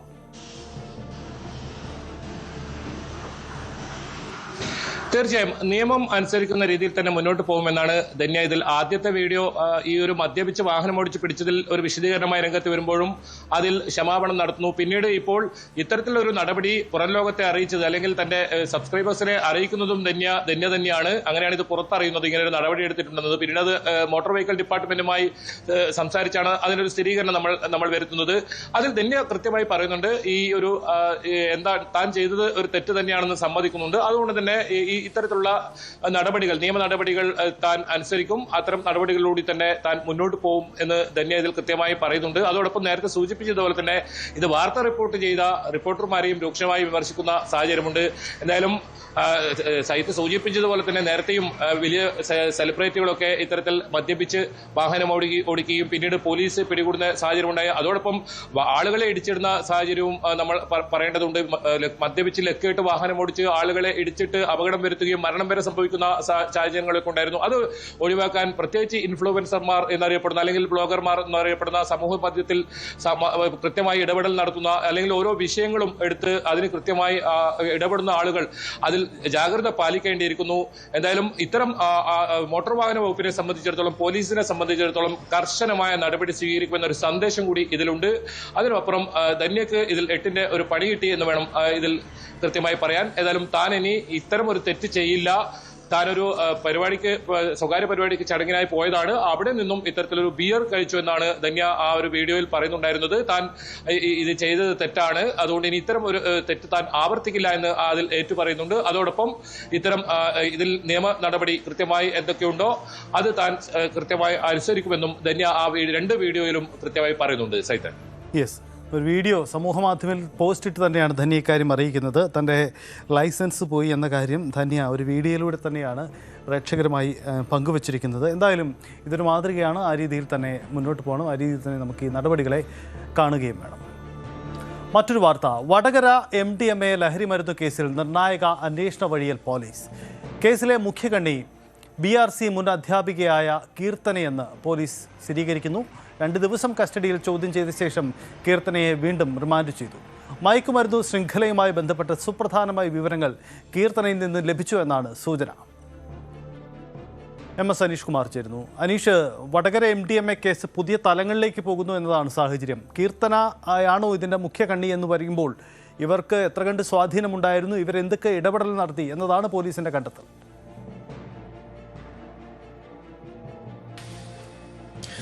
സജിത്ത് കഴിഞ്ഞ ദിവസം കോടതിയിൽ നിന്നും പുറത്തേക്ക് കൊണ്ടുവന്നപ്പോൾ, അതായത് പോലീസ് കസ്റ്റഡിയിലേക്ക് വിട്ട് നൽകിയ ശേഷം ഇറങ്ങി വന്നപ്പോഴാണ് മാധ്യമങ്ങളോട് തനിക്ക് MDMA കേസിൽ യാതൊരു പങ്കുമില്ല എന്ന് കീർത്തനം വിശദീകരിച്ചത്. തൻ്റെ 2 ബാങ്ക് അക്കൗണ്ടുകളിലും നെഗറ്റീവ് ബാലൻസ് ആണ് ഇപ്പോൾ ഉള്ളത്. താൻ ഒരു അധ്യാപികയാണ്, ഒരു ആൺകുട്ടിയുടെ അമ്മയാണ് തുടങ്ങിയ കാര്യങ്ങളൊക്കെ അവർ പറയുകയും ചെയ്തു. എന്നാൽ ഈ വെളിപ്പെടുത്തലുകൾക്ക് അപ്പുറം കൃത്യമായ പങ്ക് ഈ കേസിൽ കീർത്തനയ്ക്ക് ഉണ്ട് എന്ന് തന്നെയാണ് പോലീസ് പറയുന്നത്. അവരുടെ മൊബൈൽ ഫോൺ രേഖകൾ, വാട്സാപ്പ് ചാറ്റുകൾ, അവരുടെ അക്കൗണ്ട് വിശദാംശങ്ങൾ എന്നിവ ശേഖരിച്ച് അതുമായി വെച്ച് നടത്തിയ ഒരു ചോദ്യം ചെയ്യലാണ് കഴിഞ്ഞ 2 ദിവസമായി നടന്നത്. ഇതിൽ പല കാര്യങ്ങളിലും നിർണായകമായ വിവരങ്ങൾ പോലീസിന് ലഭിച്ചിട്ടുണ്ട് എന്നാണ് പറയുന്നത്. ഈ ഒരു മയക്കുമരുന്ന് ശൃംഖലയുടെ ഒരു പ്രധാന കണ്ണിയാണ് ഈ കീർത്തന എന്നും അവർ പറയുന്നു. കാവ്യവുമായും ഒപ്പം ഈ അറസ്റ്റിലായ മറ്റൊരു അധ്യാപികയായ നീഷ്മയുമായും വളരെ അടുത്ത ബന്ധം ഇവർ പുലർത്തിയിരുന്നു. അവരെ കൂടി ഈ കൃത്യത്തിലേക്ക് അല്ലെങ്കിൽ ഈ മയക്കുമരുന്ന് ഇടപാടുകളിലേക്ക് കൊണ്ടുവന്നത് ഇവരാണ് എന്ന ശക്തമായ സംശയം ഇവർക്കുണ്ട്. എന്തായാലും ആദ്യഘട്ടത്തിൽ ഇപ്പോൾ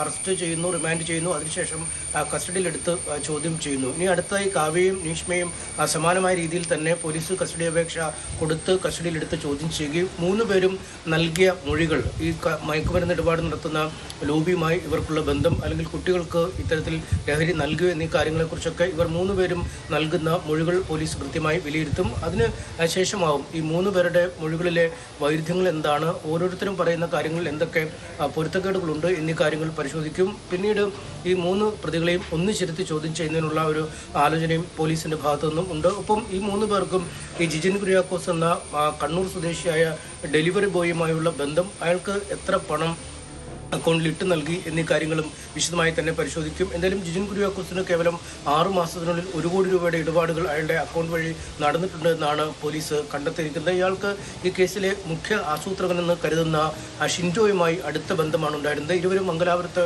ഒന്നിച്ച് കോളേജിൽ പഠിച്ചവരാണ്. പക്ഷേ ഈ MDMA ഇടപാടുകൾ മൂലം, അന്നേ ആരംഭിച്ച കച്ചവടം മൂലം അവർക്ക് ആ കോളേജ് പഠനം പോലും പൂർത്തിയാക്കാൻ കഴിഞ്ഞില്ല. പിന്നീട് കോളേജ് വിട്ട് പുറത്തേക്ക് ഇറങ്ങുമ്പോഴും ഇരുവരും തമ്മിലുള്ള ബന്ധം തുടരുകയായിരുന്നു എന്ന് പോലീസ് കണ്ടെത്തുന്നു. ഈ ഷിൻഡോയ്ക്ക് ഈ ജിജിൻ മാത്രമാണോ അല്ലെങ്കിൽ അതുപോലെയുള്ള മറ്റ് ആളുകളുമായും പല ഇടങ്ങൾ കേന്ദ്രീകരിച്ച് പല ആളുകളെ ഇതിലേക്ക് റിക്രൂട്ട് ചെയ്യാനായി ഉണ്ടായിരുന്നു എന്ന കാര്യമൊക്കെ പോലീസ് പരിശോധിച്ച് വരുന്നുണ്ട്. ഒപ്പം പയ്യോളിയിൽ കഴിഞ്ഞ ദിവസം മെയ് 20 ഒരു മയക്കുമരുന്ന് കേസ് പിടികൂടിയിരുന്നു. ആ മയക്കുമരുന്ന് കേസിലുമായി ബന്ധപ്പെട്ട യുവാവ് പണം അയച്ചു നൽകിയതും ഇതേ ജിജിൻ കുര്യാക്കോസിൻ്റെ അക്കൗണ്ടിലേക്കാണ്. അതുകൊണ്ട് കേവലം അധ്യാപികമാർ മാത്രമല്ല, മറ്റ് പല ആളുകളും, മറ്റ് പല പ്രൊഫഷണലുമുള്ള ആളുകൾ ഈ ലഹരി സംഘത്തിൻ്റെ വലയിൽ പെട്ടിരുന്നു എന്ന കൃത്യമായ സംശയം പോലീസിനുണ്ട്.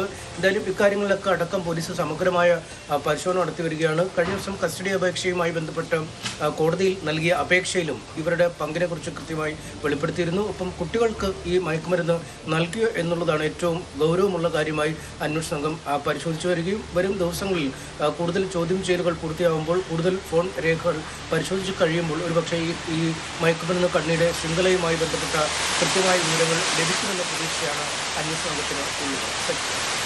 അനീഷ്, സംസ്ഥാനത്ത് ഈ തൂഫാൻ പരിശോധനയുമായി ബന്ധപ്പെട്ട് നടക്കുന്ന ഏറ്റവും പ്രധാനപ്പെട്ട ഒരു നീക്കമാണല്ലോ ഈ അധ്യാപകന്മാർ പിടിയിലായ സംഭവം. കാരണം കുട്ടികൾക്ക് ഉപദേശം നൽകേണ്ട, അവർക്ക് പാഠങ്ങൾ പഠിച്ചു കൊടുക്കുന്ന BSc അധ്യാപകരാണെങ്കിൽ കൂടിയും അവർക്ക് ഇതിൻ്റെ ഭാഗമായി, ഇത്തരം മയക്കുമരുന്ന് ശൃംഖലയുടെ ഭാഗമായി എന്ന് പറയുമ്പോൾ ഏറെ ഞെട്ടലുള്ളതാക്കിയതാണ്. എന്തെങ്കിലും പെട്ടെന്നുള്ള സാഹചര്യത്തിൽ പെട്ടുപോയവരാവാം എന്നാണ് ആദ്യം പുറത്തു വന്ന ചില സൂചനകളുണ്ടായിരുന്നത്. പക്ഷേ ഈ കീർത്തന ഇതിലെ മുഖ്യ കണ്ണി എന്ന് വരുമ്പോൾ കൂടുതൽ ഗൗരവമായ സ്ഥിതിയിലേക്ക് ഈ അന്വേഷണം കടക്കേണ്ട സാഹചര്യമില്ലേ? ആ രീതിയിലുള്ള ഗൗരവം തന്നെയാണോ അന്വേഷണം?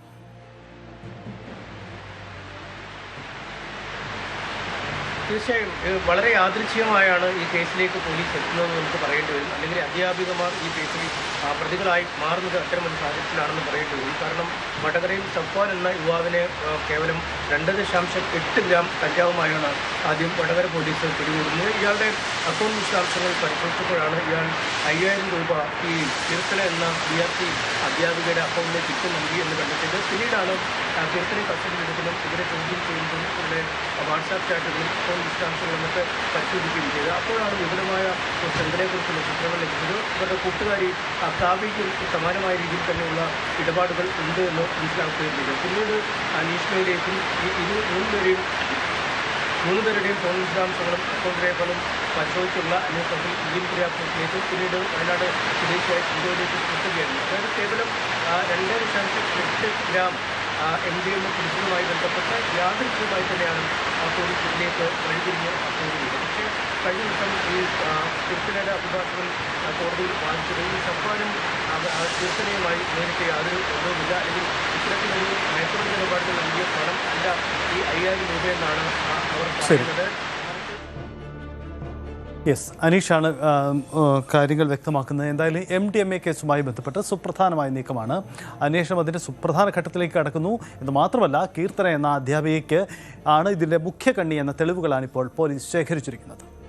വീണ്ടും നമ്മൾ കാസർഗോഡേക്ക് പോവുകയാണ്. കാസർഗോഡ് കുമ്പള ഭാസ്കർ നഗറിൽ 7 വയസ്സുകാരനെ തട്ടിക്കൊണ്ടുപോകാൻ ശ്രമം. ഭാസ്കർ നഗറിലെ ക്വാർട്ടേഴ്സിൽ താമസിക്കുന്ന കർണാടക സ്വദേശികളുടെ മകനെയാണ് വെള്ളിയാഴ്ച ഉച്ചയ്ക്ക് തട്ടിക്കൊണ്ടുപോകാൻ ശ്രമിച്ചത്. മാസ്ക് ധരിച്ച് കാറിലെത്തിയ 2 അംഗ സംഘം വീട്ടിൽ നിന്ന് കൊണ്ടുവിടാമെന്ന് പറഞ്ഞ് കാറിൽ കയറ്റാൻ പിടിച്ചു വലിച്ചു എന്നാണ് കുട്ടിയുടെ മൊഴി. ഇന്നലെ ഉച്ചക്ക് 12:42 നമാദ് പോയിട്ടുണ്ട് അംഗൻവാടി. അങ്ങനെ പോയ സമയത്ത് അവർ താളയിൽ വരുന്നുണ്ട്. ഈ ക്വാർട്ടേഴ്സിൽ നിൽക്കുക അങ്ങനെ ചോദിക്കുന്ന സമയത്ത് കുഞ്ഞി പറഞ്ഞു, ഞാൻ ക്വാർട്ടേഴ്സിൽ നിൽക്കുക, നീ പാനി അങ്ങോട്ട് വിടാൻ അങ്ങനെ പറഞ്ഞിട്ടുണ്ട്. പറഞ്ഞെങ്കിൽ ഞാനത് കുഞ്ഞി വേണ്ട, ഞാൻ നടത്തിട്ട് പോകണം അങ്ങനെ പറഞ്ഞെങ്കിൽ കൈ എടുത്ത് ജോറാക്കുന്നുണ്ട്. ഞാൻ കംപ്ലൈന്റ് കൊടുത്തു. ഇത് കുട്ടിയുടെ അമ്മയുടെ പ്രതികരണമാണ് നമ്മൾ കേട്ടത്. ആ കുട്ടി തന്നെ അമ്മ തന്നെ ആരോപിക്കുന്നു ഈ വിഷയത്തിൽ എന്താണ് സംഭവിച്ചത് എന്ന കാര്യം. എന്തായാലും കുമ്പള പോലീസ് ഈ സംഭവത്തിൽ അന്വേഷണം ആരംഭിച്ചു കഴിഞ്ഞു. KV ബൈജു ചേരുന്നു. ബൈജു, എന്തുകൊണ്ടാണ് ഈ കുട്ടിയെ തട്ടിക്കൊണ്ടു പോകാൻ ശ്രമിച്ചത്? മറ്റെന്തെങ്കിലും ഈ തട്ടിക്കൊണ്ടുപോകാൻ ശ്രമിച്ചവർക്ക് ഈ കുടുംബവുമായി മറ്റെന്തെങ്കിലും ബന്ധമുണ്ടോ? ഇക്കാര്യങ്ങളിലേക്ക് കൂടി അന്വേഷണം എത്തിയിട്ടുണ്ടോ?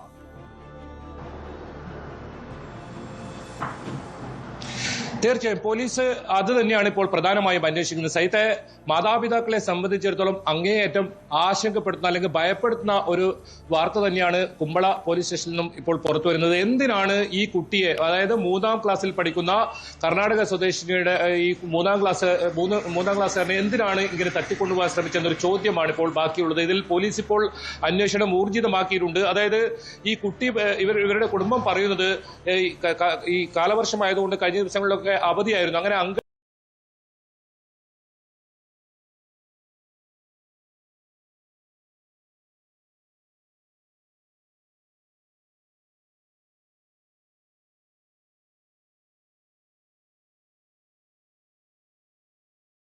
പിടിച്ച് കയറ്റിക്കൊണ്ടുപോകാൻ ആദ്യം കുട്ടിയെ വീട്ടിൽ കൊണ്ടുവിടാമെന്ന് പറയുന്നു. പക്ഷേ കുട്ടി കയറാൻ തയ്യാറാവുന്നില്ല. അങ്ങനെ കുട്ടിയെ ബലം പ്രയോഗിച്ച് കാറിലേക്ക് കയറ്റാൻ ശ്രമിക്കുന്നു. പക്ഷേ കുട്ടി അവിടെ നിന്നും ഓടി രക്ഷപ്പെടുകയായിരുന്നു. അങ്ങനെ വീട്ടിലെത്തി കുടുംബത്തോടൊന്നും ഈ കുട്ടി വിവരം പറഞ്ഞിരുന്നില്ല. തനിച്ച് ഒരു മുറിയിൽ ഭയപ്പാടോടുകൂടി ഇരിക്കുന്നതുകൊണ്ട് പിന്നീട് പിതാവാണ് ഈ കുട്ടിയെ കൃത്യമായി സംസാരിച്ചപ്പോഴാണ് ഇത്തരം കാര്യങ്ങൾ പറയുന്നത്. അപ്പോൾ തന്നെ ഇവർ കുമ്പള പോലീസ് സ്റ്റേഷനിൽ പരാതി നൽകി. ഏതായാലും ആ പ്രദേശത്തുള്ള CCTV ദൃശ്യങ്ങളെല്ലാം പോലീസ് ശേഖരിക്കുന്നുണ്ട്. കാരണം ഇത് മറ്റുള്ളവർക്കും ഇത് എന്തിനാണ് ഇങ്ങനെ കുട്ടികളെ തട്ടിക്കൊണ്ടുപോകുന്ന ഏതെങ്കിലും സംഘമാണോ എന്നൊക്കെ പോലീസ് അന്വേഷിക്കുന്നുണ്ട്. ഇവർ വർഷങ്ങളായി കേരളത്തിൽ എത്തിയവരാണ്, കർണാടക സ്വദേശികളാണ്, കേരള വാടക ക്വാർട്ടേഴ്സിൽ താമസിക്കുന്നവരാണ്. ഈ ഒരു മഞ്ചേശ്വരം കുമ്പള മേഖലയിൽ നമുക്കറിയാം പട്ടാപ്പകൽ തന്നെ ഈ മാല തട്ടിപ്പറിക്കൽ, അങ്ങനെ ഒരുപാട് ക്രിമിനൽ പ്രവർത്തനങ്ങൾ നടക്കുന്ന, വലിയ തോതിൽ കവർച്ച നടത്തുന്ന അല്ലെങ്കിൽ കൊലപാതകം നടക്കുന്ന ഒരു പ്രദേശമാണ് മഞ്ചേശ്വരം പോലീസ് സ്റ്റേഷനും പിന്നീട് ഈ കുമ്പളിയും. 2 പോലീസ് സ്റ്റേഷനും കർണാടകയോട് അതിർത്തി പങ്കിടുന്ന സ്ഥലമാണ്. ഇതിൽ പോലീസിന് ഇതുവരെ ഒരു വ്യക്തത ഇതിൽ വന്നിട്ടില്ല. എന്തിനാണ് ഈ കുട്ടിയെ ഇത്തരത്തിൽ ഇവർ കാറിൽ തട്ടിക്കൊണ്ട് നടത്തിയതിനെ സംബന്ധിച്ച് ഇതുവരെ ഒരു വ്യക്തത വന്നിട്ടില്ല. പോലീസിനെ സംബന്ധിച്ച് അന്വേഷണം ആരംഭിച്ചിട്ടുണ്ട്. ഈ കുട്ടിയുടെ മൊഴി രേഖപ്പെടുത്തിയിട്ടുണ്ട്. ഒപ്പം ഈ പ്രദേശത്തുള്ള CCTV ദൃശ്യങ്ങളെല്ലാം പരിശോധിക്കുന്നുണ്ട്. അതിർത്തിയിൽ കർണാടക കേരള അതിർത്തിയിൽ തലപ്പാടിയിൽ ചെക്ക് പോസ്റ്റ് ഉണ്ട്. ആ ചെക്ക് പോസ്റ്റിലും പോലീസ് CCTV ദൃശ്യങ്ങൾ പരിശോധിക്കുന്നുണ്ട്. ഈ വാഹനം കണ്ടെത്താനാണ് ഇപ്പോൾ പ്രധാനമായും ശ്രമിക്കുന്നത്. അതോടൊപ്പം CCTV ദൃശ്യങ്ങളിൽ ഏതെങ്കിലും നേരത്തെ ക്രിമിനൽ പ്രവർത്തനങ്ങളിൽ ഏർപ്പെട്ടവരാണോ ഈ ഉള്ളത്, അങ്ങനെ ഏതെങ്കിലും ദൃശ്യങ്ങൾ കിട്ടുമോ എന്നാണ് പോലീസ് ശ്രമിക്കുന്നത്. കാരണം ഇതിൽ ഒരു ഉത്തരം കിട്ടേണ്ടതുണ്ട്. അതല്ലെങ്കിൽ നേരത്തെ സൂചിപ്പിച്ചതുപോലെ തന്നെ വലിയ ആശങ്കപ്പെടുത്തുന്ന ഒരു വാർത്ത തന്നെയാണ്, ഭയപ്പെടുത്തുന്ന ഒരു വാർത്തയാണ്. കാരണം കുട്ടികളെ ഇങ്ങനെ പുറത്തുവിടുമ്പോൾ വാഹനങ്ങളിലൊക്കെ തട്ടിക്കൊണ്ടുവന്നെന്ന് പറയുമ്പോൾ അത് വലിയ തോതിൽ ആശങ്കപ്പെടുത്തും. അത് മാതാപിതാക്കളെ സംബന്ധിച്ചിടത്തോളം തീർച്ചയായും ആശങ്കപ്പെടുത്തുന്ന ഒരു കാര്യം തന്നെയാണ്. അതുകൊണ്ട് തന്നെ വളരെ വേഗത്തിൽ ഇതിലൊരു സത്യാവസ്ഥ പുറത്തുകൊണ്ടുവരാൻ ഇപ്പോൾ പോലീസ് ശ്രമിക്കുന്നത്. ഈ കുടുംബം പരാതി ഇന്ന് രാവിലെയാണ് കുടുംബം കുമ്പള പോലീസ് സ്റ്റേഷനിൽ നേരിട്ടെത്തി പരാതി നൽകുന്നത്. ഈ കുട്ടി വലിയ ഭയപ്പാടോടുകൂടിയായിരുന്നു ഈ സംഭവത്തിന് ശേഷം വീട്ടിലുണ്ടായിരുന്നത്. തനിച്ചിരുന്ന് ആരോടും സംസാരിക്കാത്ത ഒരു സാഹചര്യമായിരുന്നു. അങ്ങനെ കുട്ടിയെ കൂടുതൽ സംസാരിച്ചപ്പോഴാണ് ഈ വിവരം തന്നെ കുട്ടി പുറത്തു പറയുന്നത്. അപ്പോൾ തന്നെ കുമ്പള പോലീസ് സ്റ്റേഷനിൽ പരാതി നൽകി. ഇന്നലെ ഉച്ചയ്ക്ക് 12:00 കൂടിയാണ് ഈ സംഭവം ഉണ്ടായത്. ഇത് ഈ ഭാസ്കര നഗർ എന്ന് പറയുന്ന കുമ്പളയ്ക്ക് അടുത്തുള്ള ഭാസ്കര നഗർ എന്ന് പറയുന്ന ഒരു സ്ഥലമാണ്. ഇതിന് തൊട്ട് സമീപത്ത് തന്നെയാണ് ഈ കുട്ടിയും ഈ കുടുംബവും വാടക ക്വാർട്ടേഴ്സിൽ താമസിക്കുന്നത്. എന്തായാലും ഈ സംഭവം പോലീസ് വളരെ ഗൗരവത്തിലെടുത്തിട്ടുണ്ട്. ഇതിൽ അന്വേഷണം ആരംഭിച്ചിട്ടുണ്ട്. നേരത്തെ സൂചിപ്പിച്ചതുപോലെ തന്നെ CCTV ദൃശ്യങ്ങളിൽ നിന്നും ഇതിൽ ഒരു തുമ്പുണ്ടാകും എന്ന് തന്നെയാണ് പോലീസ് കരുതുന്നത്. അതോടൊപ്പം മൊബൈൽ ഫോൺ ടവറുകൾ കേന്ദ്രീകരിച്ചും പോലീസ് സൈബർ സെല്ലിന്റെ സഹായത്തോടു കൂടിയും അന്വേഷണം പുരോഗമിക്കുന്നുണ്ട്. എന്തായാലും ഇതിൽ ഒരു സത്യാവസ്ഥ പുറത്തുകൊണ്ടുവരാൻ കഴിയുമെന്ന് തന്നെയാണ് പോലീസ് പറയുന്നത്. കുമ്പള പോലീസാണ് ഇത് സംബന്ധിച്ച് ഇപ്പോൾ അന്വേഷണം നടത്തുന്നത്. സഹിത ബൈജു, ഈ കുടുംബത്തിന്റെ ഒരു പശ്ചാത്തലം എങ്ങനെയാണ്? ഈ തട്ടിയെടുക്കാൻ ശ്രമിച്ചവർക്കും കുടുംബവുമായി എന്തെങ്കിലും വൈരാഗ്യമുണ്ടോ? ഇക്കാര്യങ്ങളിലേക്ക് അന്വേഷണം നടക്കുമ്പോൾ ഇതിന് പിന്നിലെന്നത് CCTV നിർണായകമാകും. പക്ഷേ ഈ കുടുംബത്തിൻ്റെ ബന്ധമെന്ത്? എന്തെങ്കിലും വ്യാപാരം, മറ്റെന്തെങ്കിലും ബന്ധങ്ങളോ ആ തരത്തിലുള്ള പ്രശ്നങ്ങളുടെ കാരണമാണോ ഇത്? അക്കാര്യം കൂടി പരിശോധിക്കുന്നുണ്ടോ?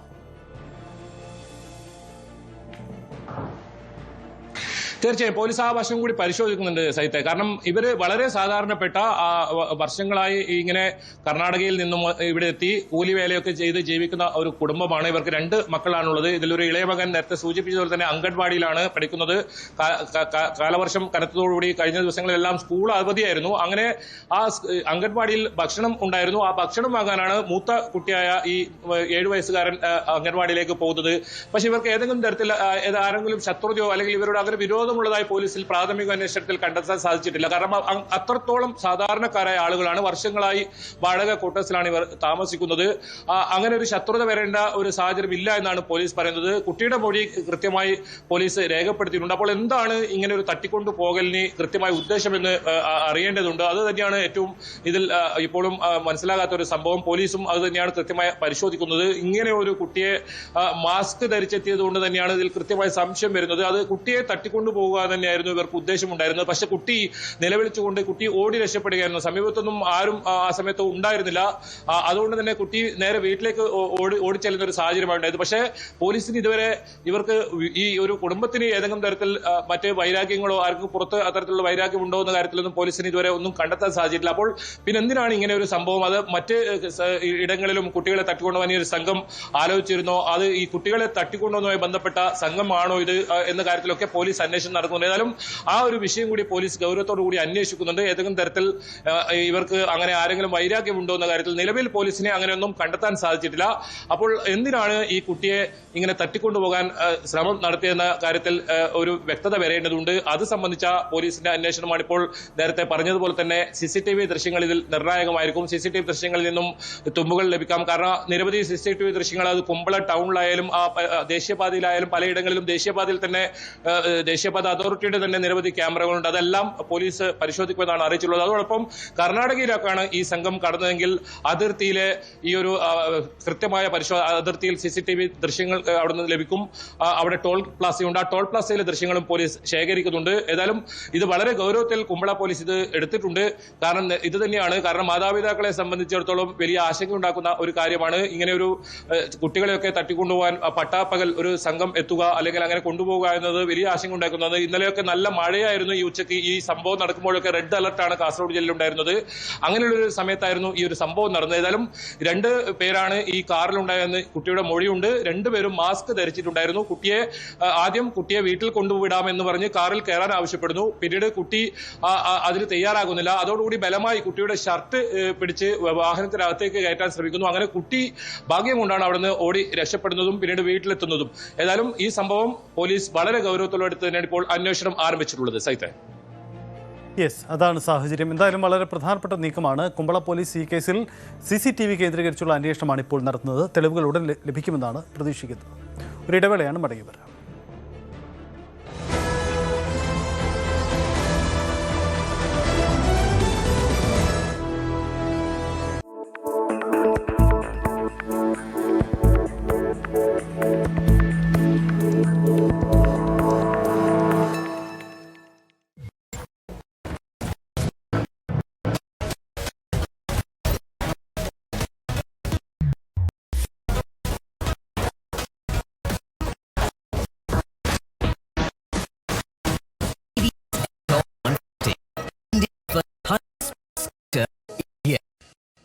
മഴ പെയ്യുന്ന ഒരു സായാഹ്നം, ഹൈവേയിലൂടെ സുഖകരമായ ഒരു യാത്ര.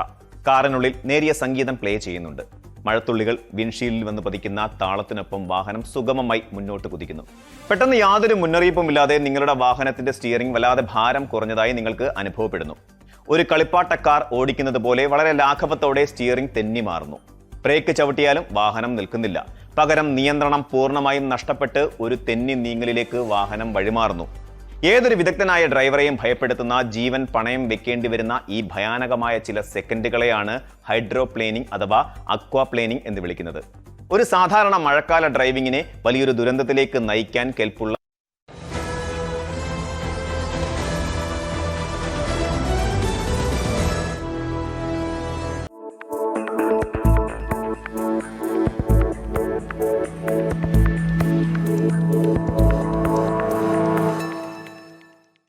മഴ പെയ്യുന്ന ഒരു സായാഹ്നം, ഹൈവേയിലൂടെ സുഖകരമായ ഒരു യാത്ര.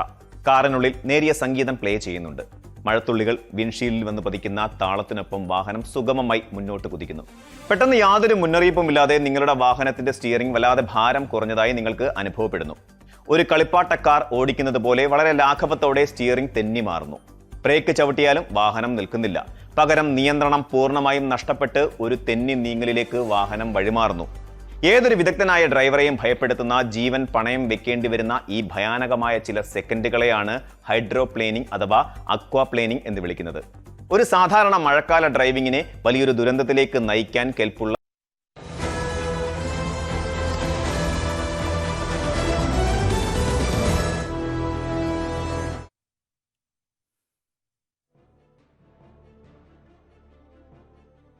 ഇന്ന് രാവിലെ ഉണ്ടായ ഒരു ദുരന്ത വാർത്തയാണ്. കർണാടകയിൽ ഡ്രൈവറും കണ്ടക്ടറും മരിക്കാനിടയായ ഒരു സംഭവം. KSRTCയുടെ ഈ ദുരന്ത വാർത്തയിൽ KSRTC ഡീലക്സ് ബസ് ഓടിച്ചിരുന്നത് താൽക്കാലിക ഡ്രൈവറാണ്. ഇദ്ദേഹം ജോലിയിൽ പ്രവേശിച്ചിട്ട് ഏതാനും മാസങ്ങൾ മാത്രമേ ആയിട്ടുള്ളൂ.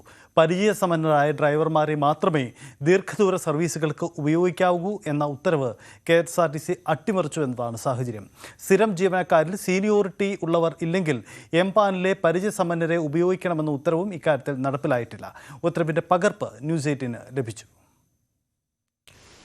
വളരെ വേദനാജനകമായ ഒരു സാഹചര്യത്തിലാണ് ഞങ്ങളിപ്പോൾ ഉള്ളത്.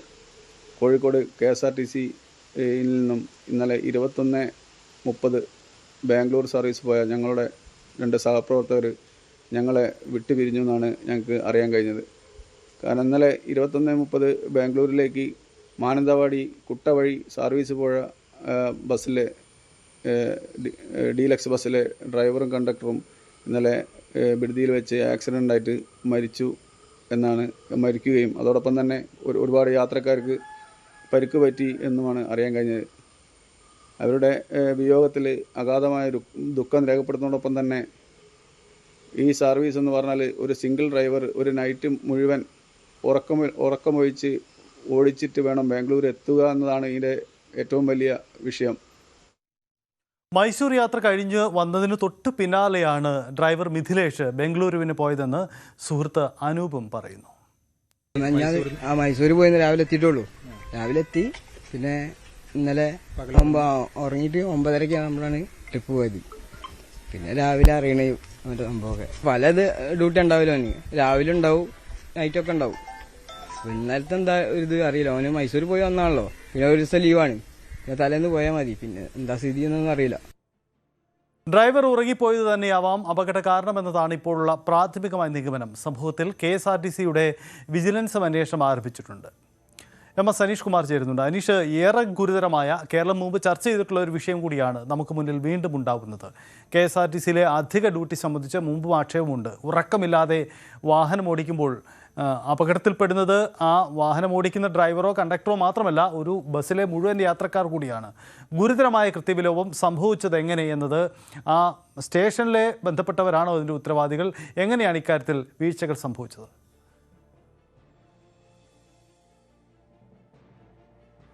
സജിത്ത്, ഇന്നലെ രാത്രി 9:30 കോഴിക്കോട് നിന്നും ബംഗളൂരുവിലേക്ക് ഈ സൂപ്പർ ഡീലക്സ് എക്സ്പ്രസിന്റെ യാത്ര ആരംഭിച്ചത്. ഇത് രാവിലെ ഏതാണ്ട് 6:45 ആയപ്പോൾ ബംഗളൂരു മൈസൂരു എക്സ്പ്രസ് ഹൈവേയിൽ ബിഡദിക്ക് സമീപം അപകടത്തിൽപ്പെടുകയായിരുന്നു. നിയന്ത്രണം വിട്ട വാഹനം ഈ വശത്തുള്ള സൈൻ ബോർഡ് ഇടിക്കുകയും അവിടെ ഇടിച്ച് മറിയുകയും ചെയ്യുകയുണ്ടായത്. അപകടത്തിൽ തന്നെ അപ്പോൾ തന്നെ കണ്ടക്ടറും ഡ്രൈവർക്കും ജീവൻ നഷ്ടമായി. 20ഓളം യാത്രക്കാർക്ക് പരിക്ക് പറ്റുകയും അവരെ ആശുപത്രിയിൽ പ്രവേശിപ്പിക്കുകയും ചെയ്തു. അതിൽ 3-4 പേരുടെ നില ഗുരുതരമായിരുന്നു എന്നൊക്കെ ഉണ്ടെങ്കിലും അത്ര സാരമായ പരിക്കുകളല്ല അവർക്കുണ്ടായത് എന്നൊരു വിലയിരുത്തലാണ് ഉണ്ടായിരിക്കുന്നത്. ഇവരെല്ലാം ബിഡദിയിലുള്ള ആശുപത്രിയിൽ പ്രവേശിപ്പിക്കുകയും ചെയ്തു. സാധാരണഗതിയിൽ നമുക്കറിയാം, പലപ്പോഴും വാഹനങ്ങൾ KSRTC മറ്റുമൊക്കെ അപകടത്തിൽപ്പെടുന്നത് സാധാരണയാണ് ദൂര യാത്രകളിൽ. പക്ഷേ ഇവിടെ കൃത്യമായി പല ചട്ടങ്ങളും ലംഘിക്കപ്പെട്ടു, അല്ലെങ്കിൽ KSRTC തന്നെ പുറപ്പെടുവിച്ചിട്ടുള്ള പല സർക്കുലറുകളും നടപ്പിലായില്ല എന്നതാണ് ഈ അപകടത്തിന്റെ കാരണമെന്ന് നമുക്ക് ചൂണ്ടിക്കാണിക്കേണ്ടി വരും. ജീവനക്കാരടക്കം നമ്മളോട് പറയുന്ന അത് തന്നെയാണ്. വിജിലൻസ് വിഭാഗം ഇക്കാര്യത്തിൽ അന്വേഷണം ആരംഭിച്ചു കഴിഞ്ഞിട്ടുമുണ്ട്. ഇതിൽ ഏറ്റവും പ്രധാനമായി വന്നിരിക്കുന്ന വീഴ്ച മൈസൂരിനുള്ള ഒരു ദീർഘദൂര ട്രിപ്പ് കഴിഞ്ഞ് വന്നതേ ഉണ്ടായിരുന്നുള്ളൂ മിഥിലേഷ് എന്നതാണ്. അദ്ദേഹം രാവിലെ വന്ന ആൾ ഉച്ച തിരിഞ്ഞ് അല്ലെങ്കിൽ വൈകുന്നേരത്തോടു കൂടി വീണ്ടും അടുത്ത ട്രിപ്പ് എടുക്കാൻ നിർബന്ധിതരാകുന്ന ഒരവസ്ഥയിലേക്ക് കാര്യങ്ങൾ എത്തുന്നു. അങ്ങനെ അദ്ദേഹത്തിന് ഒരു പൂർണ്ണ ദിവസം വിശ്രമം കിട്ടിയില്ല എന്നാണ് അവരുടെ ബന്ധുക്കളടക്കം പരാതി പറയുന്നത്. ഒരുപക്ഷെ അടുത്ത ദിവസമാണ് ഡ്യൂട്ടിക്ക് പോകുന്നതെങ്കിൽ അദ്ദേഹത്തിന് കൃത്യമായ ഒരു വിശ്രമം ലഭിക്കുകയും 7-8 മണിക്കൂർ തുടർച്ചയായി ഓടിക്കേണ്ട ഒരു സ്ഥലമാണ്. അതും താമരശ്ശേരി ചുരമൊക്കെ കഴിഞ്ഞ് വയനാട്ടിലൂടെ കുട്ടയിലെ ദുർഘടമേറിയ പാതകളൊക്കെ കഴിഞ്ഞ് ആ രീതിയിൽ വേണം ബംഗളൂരുവിലേക്ക് എത്താൻ. അതുകൊണ്ട് അത്തരം ഒരു ട്രിപ്പിൽ പോകുമ്പോൾ അതിന് മതിയായ വിശ്രമം അനിവാര്യമായിരുന്നു എന്ന് പറയുന്നു. ഒപ്പം രണ്ടാമത്തെ കാര്യം, അദ്ദേഹത്തിന്റെ ഒരു പരിചയം ഒരുപാട് ഈ സ്വകാര്യ ബസ് കോഴിക്കോട് നഗരത്തിലൊക്കെ ഓടിച്ചിട്ടുള്ള ആളാണെങ്കിലും ഇത്തരം ദീർഘദൂര ട്രിപ്പുകളിൽ KSRTC നിഷ്കർഷിക്കുന്ന ഒരു പരിചയസമ്പന്നത അദ്ദേഹത്തിനുണ്ടോ എന്ന കാര്യമാണ് ഇപ്പോൾ ചർച്ചയായി വരുന്നത്. ഇതിൽ ഏറ്റവും പ്രധാനം, ഇത്തരം ദീർഘദൂര സർവീസുകളിൽ KSRTCയുടെ ഏറ്റവും സ്ഥിര നിയമനത്തിലുള്ള ഏറ്റവും സീനിയറായ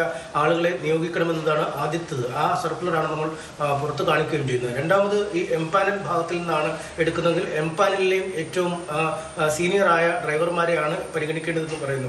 ഇദ്ദേഹം ബദലി രീതിയിലുള്ള, അതായത് എംപാനലുകാരെയൊക്കെ പിരിച്ചുവിട്ടപ്പോൾ മറ്റൊരു മാർഗത്തിലൂടെ നിയോഗിക്കപ്പെട്ട ആളുകളാണ്. ഏതാനും മാസങ്ങൾ മാത്രമേ അദ്ദേഹം സർവീസിൽ കയറിയിട്ടുമായുള്ളൂ. അങ്ങനെ ഒരാളെ ഉറക്കം പോലും പൂർണ്ണമായി തീർക്കാതെ അടുത്ത ട്രിപ്പിന് വിട്ടത് വലിയ ഒരു പിഴവെന്ന് നമുക്ക് പറയേണ്ടി വരും. ഒപ്പം മറ്റൊരു കാര്യമുള്ളത്, ഈ ദീർഘദൂര സർവീസുകളിൽ ഒരുപാട് കാലം മുതൽ മാധ്യമങ്ങളടക്കം മുറവിളി കൂട്ടുന്നുണ്ടായിരുന്നു. ഒരു ഡ്രൈവർ തന്നെ 10-15 മണിക്കൂറും അല്ലെങ്കിൽ 7-8 മണിക്കൂറും വാഹനം ഓടിക്കുമ്പോൾ അത് അപകടത്തിലേക്കുള്ളൊരു യാത്രയെ പലപ്പോഴും മാറുന്നു. ഒരുപാട് അപകടങ്ങൾ മുമ്പ് നടന്നിട്ടുമുണ്ട്. അതുകൊണ്ട് തന്നെ ഈ KSRTC ബസ്സുകളിൽ ദീർഘദൂര സർവീസുകളിൽ പലപ്പോഴും ഡ്രൈവർ കം കണ്ടക്ടർ എന്ന രീതിയിലാണ് ജീവനക്കാരുള്ളത്. അതായത് ഇപ്പോൾ തിരുവനന്തപുരത്തു നിന്നും വരുന്ന വണ്ടി ഒരുപക്ഷെ കോട്ടയത്തോ മൂവാറ്റുപുഴയിലേക്ക് എത്തുമ്പോൾ മറ്റൊരു ഡ്രൈവർ കയറുകയും അവിടെ നിന്നും ആദ്യം ഓടിച്ചാൽ കുറച്ചു നേരം വിശ്രമിക്കുന്നു, പിന്നീട് തൃശ്ശൂരൊക്കെ കഴിയുമ്പോൾ അങ്ങനെ 2-3 തവണയായി ഈ ദീർഘദൂര സർവീസുകൾ പോകുമ്പോൾ 2 പേർക്കും വിശ്രമിക്കാൻ ആവശ്യമായ സമയവും കിട്ടും. അപകടങ്ങളടക്കം വളരെ കുറയുകയും ചെയ്യും. പക്ഷേ കോഴിക്കോട് ഡിപ്പോയിൽ പലപ്പോഴും ഇത്തരം ഡ്രൈവർ കണ്ടക്ടർ എന്ന രീതിയിൽ നടപ്പാക്കപ്പെടുന്നില്ല എന്നാണ് ജീവനക്കാർ പറയുന്നത്. ഈ കോഴിക്കോട് നിന്ന് പുറപ്പെടുന്ന വണ്ടി ഏതാണ്ട് 7-8 മണിക്കൂർ എടുത്താണ് പലപ്പോഴും ബംഗളൂരുവിൽ ചെല്ലുന്നത്. പക്ഷേ അവിടെ മതിയായ റൊട്ടേഷൻ നടന്നില്ലെന്ന പരാതി വരുന്നുണ്ട്. അനീഷ് സൂചിപ്പിച്ചതാണ്. കേരളം വീണ്ടും ഗൗരവത്തോടെ ചർച്ച ചെയ്യേണ്ട ഒരു വിഷയം കൂടിയായി ഇത് മാറുകയാണ്. കൂടുതൽ ചർച്ചകൾ ആവശ്യമുള്ള ഒരു വിഷയം കൂടിയാണ്. മറ്റൊരു വാർത്ത, 14 വയസ്സുകാരിയെ പീഡിപ്പിച്ച കേസിൽ രണ്ടാനച്ഛൻ പിടിയിലായി. ഇടുക്കി കട്ടപ്പനയിലാണ് സംഭവം. 1 വർഷമായി ഇയാൾ കുട്ടിയെ പീഡിപ്പിച്ചു വരികയായിരുന്നു. സ്കൂളിൽ അധ്യാപകർ നടത്തിയ കൗൺസിലിംഗിലാണ് പീഡന വിവരം കുട്ടി വെളിപ്പെടുത്തിയത്. കട്ടപ്പന പോലീസ് അറസ്റ്റ് ചെയ്ത പ്രതിയെ കോടതിയിൽ ഹാജരാക്കി റിമാൻഡ് ചെയ്തു. VK സ്റ്റാലിൻ ചേരുന്നു. സ്റ്റാലിൻ, എന്താണ് ഈ സംഭവം? വളരെ ഗുരുതരമായ ആക്ഷേപമാണല്ലോ. എന്താണ് പോലീസ് നൽകുന്ന വിശദീകരണം? സജിത്ത് സൂചിപ്പിച്ച പോലെ ഇടുക്കി കട്ടപ്പനയിലാണ് ഈ സംഭവം നടന്നത്.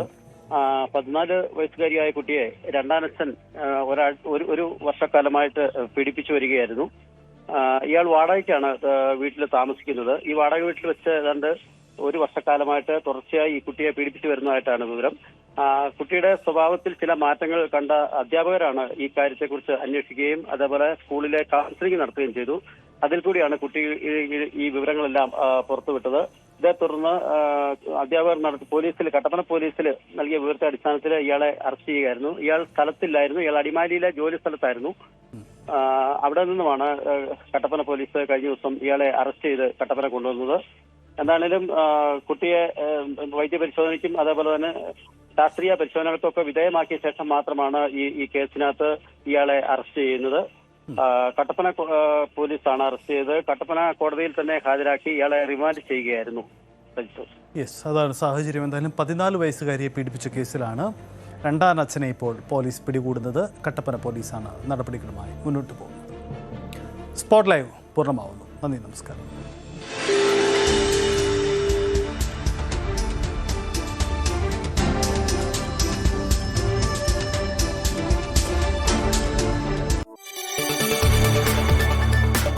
കൂടുതൽ വാർത്തകൾക്ക് news 18 Keralam YouTube channel subscribe ചെയ്യുക.